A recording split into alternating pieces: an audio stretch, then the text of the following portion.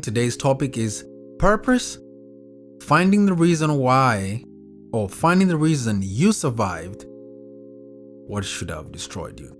Point number 1. Purpose is not found in success. It is discovered in your lowest valley. Purpose is not found in success. It is discovered in your lowest valley. Why? Because when life breaks you, God is revealing who you are, not who you pretend to be. Let me say that one more time. When life breaks you, God is revealing who you really are, not who you pretend to be.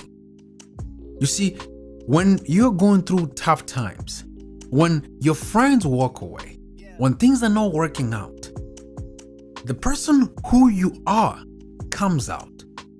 If you're arrogant, it comes out. If you're a person who is full of anger, it comes out. When your friends walk away, now you're left with the real you. The real you. Sometimes we like to hide behind friendships. We like to hide behind marriages. We like to hide behind a career. We like to hide behind everything else because we don't want to expose our true self. And it's when we are down in the valley, when there's nobody else there to help us, that we actually say, it's time for me to look at myself in the mirror and ask myself, who am I?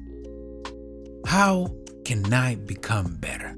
Because if we don't, we're going to continue to pretend to be who we are not. We're going to continue to pretend to be who we are not. But when you let God break you down, He will build you to become your true self. Pain strips away distractions and exposes destiny. Pain strips away distraction and exposes destiny. You see, sometimes we have to separate ourselves from everybody else to actually see where we're going. Sometimes God has to put us in the hospital to have a quiet time to see where He is calling us to go. There's so many people who discovered their plan that God had for them when they were in their toughest time in life. I'm talking about in the hospital, not understanding that sometimes we need to be separated to see where God is calling us. Your lowest moment is God's loudest classroom. What does that mean? Sometimes you hear people say all the time, God, if you take me out of here, God, if you save me out of this. Because they're in a position when they realize it's only Him. Only Him. And we call it rock bottom. And we realize it's only Him that can help us get out of there. And why is it the loudest classroom? Because your ears now are alert. Your ears now are not distracted by Instagram, your wife, your kids, your blah, blah, blah, blah, your job. You're eager to listen. People are only eager to listen when they need help. Because you can talk to somebody about the same thing. Hey, stop drinking. Hey, don't do this. Hey, don't do that. But it's until they're in the position of needing that help, they are willing to listen.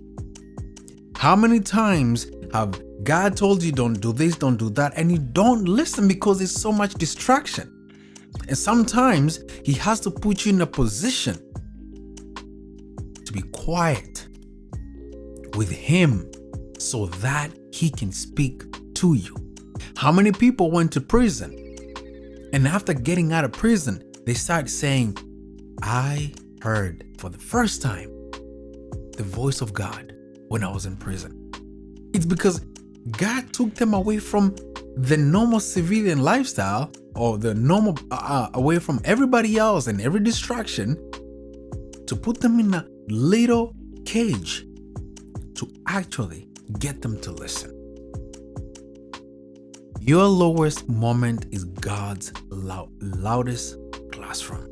Because why? Because that's when you're in real need to hear. And guess what? That's when people actually listen. Someone who's watching right now might be in the deepest valley. And you're wondering why God is still wakes you up every morning. Sometimes we're going through tough times in our life and we wonder, why is God still keeping me here? It's because He has not done with you yet. Because if He was done with you, you wouldn't be here.